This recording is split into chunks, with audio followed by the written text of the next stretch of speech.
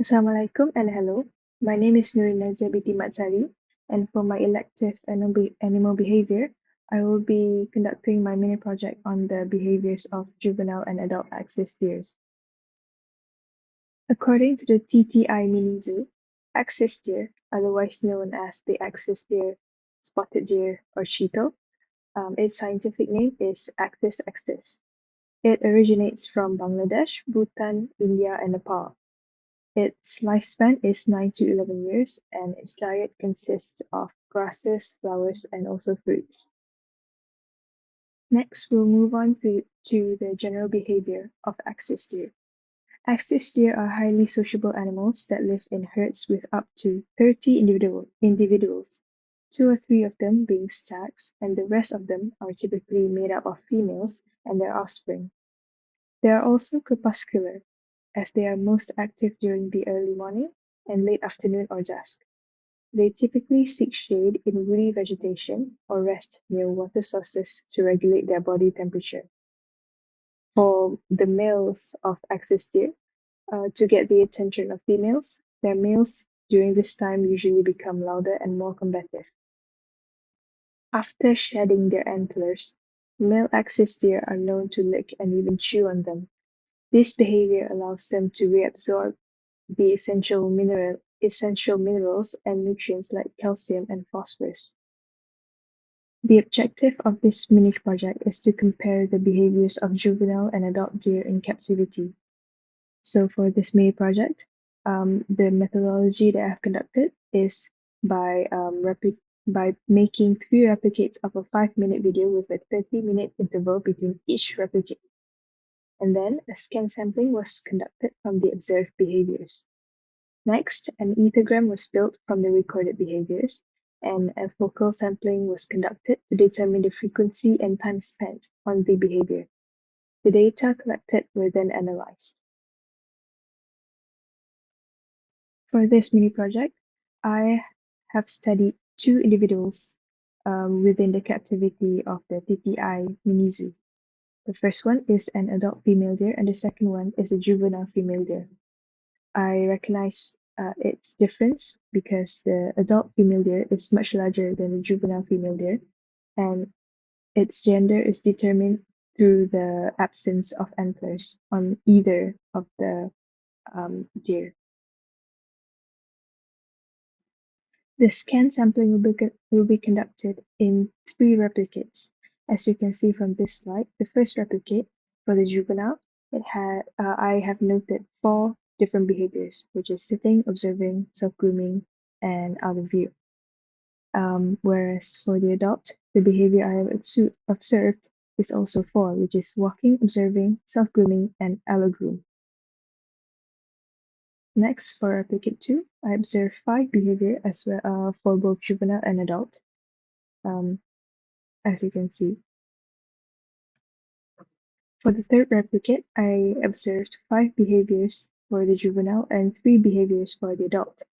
An interesting behavior that I would like to note is uh, conducted by the juvenile deer, which is drinking urine. I will touch on this subject at the end of the slide. I consider it a unique behavior. Next is the ethogram. An ethogram is a catalog consists of the animal's behaviors as well as its description, otherwise known as its operational definition of the behaviors. So for my mini project, I have observed 11 categories of behaviors, as you can see from both of these slides. Next is the focal sampling. A focal sampling is conducted to determine the frequency of the behavior conducted, as well as the time spent of the animal doing the behavior. So these are this is the focal sampling that I've conducted.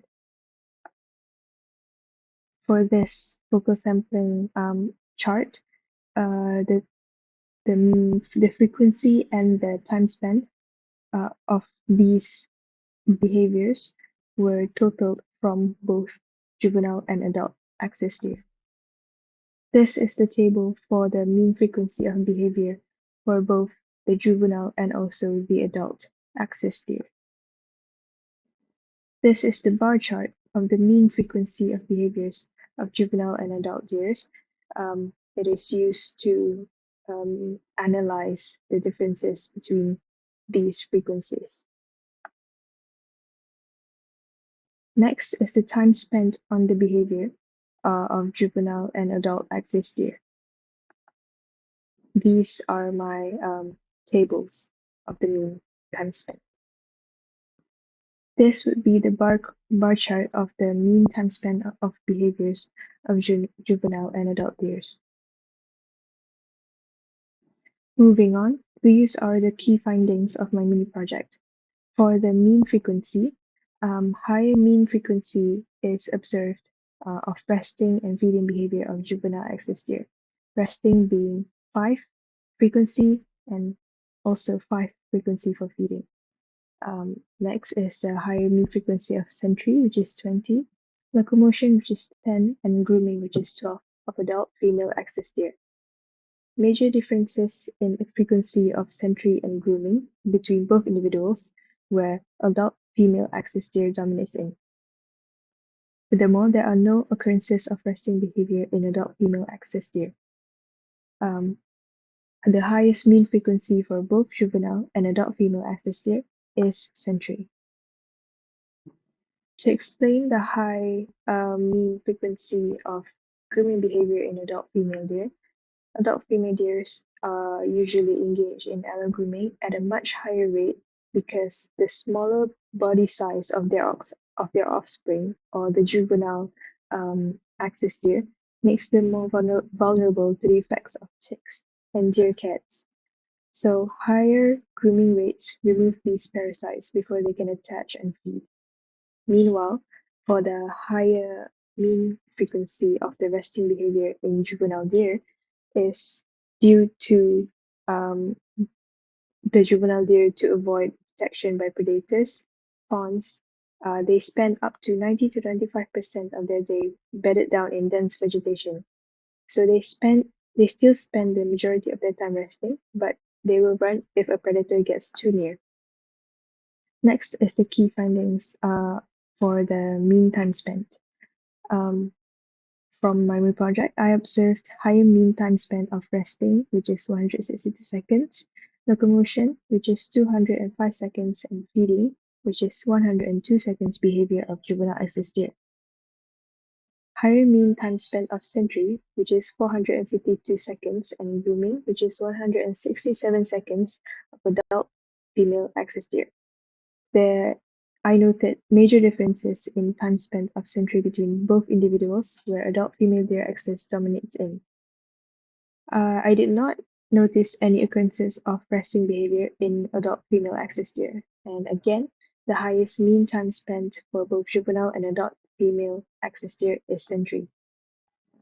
To elaborate on the high mean time spent of the feeding behavior in juvenile deer, it's because juveniles have smaller mouths and weaker jaw muscles.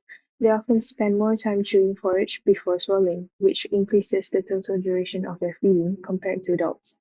Meanwhile, the high mean time spent of sentry behavior in adult deer is observed due to they exhibit vigilant behavior by raising their heads, pricking ears, and standing still to scan for threats, using keen senses, especially smell, to detect dangers like predators or humans, often pausing, foraging to assess surroundings.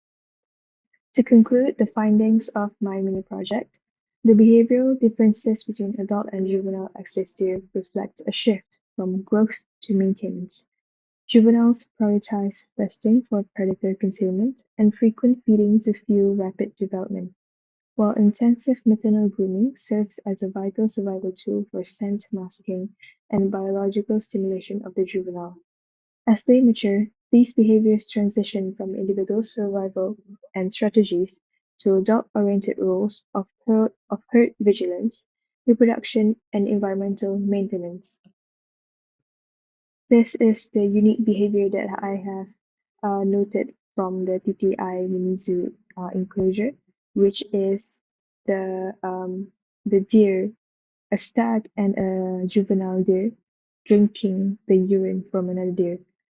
I expect this is because due to their necessity to consume minerals such as salt. These are all my references. Thank you for listening to my presentation.